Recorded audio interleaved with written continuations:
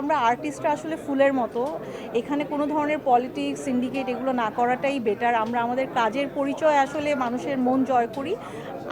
সবাই যেন এইসব ঝুট ঝামেলা ভুলে যে মানুষের মনে যেন দাগ মানে জায়গা করে নেয় কাজ দিয়ে। প্রতি বছরই ভালো যায়, কারণ আমি ভালোর দিকেই তাকিয়ে থাকি। যে সকল ভালো স্মৃতি আমার থাকে সেগুলোকে আগলেই আমি সামনে এগিয়ে যাই।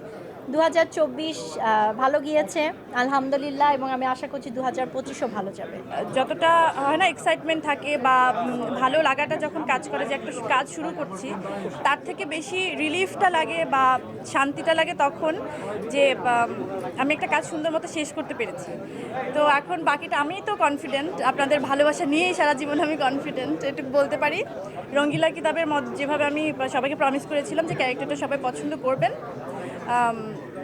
সবাই অ্যাপ্রিসিয়েট করেছেন, আমি কৃতজ্ঞ। আমার মনে হয় ফেলু বক্সিও ওরকম আপনারা সবাই পছন্দ করবেন ক্যারেক্টারটা, একদম ডিফারেন্ট ক্যারেক্টার।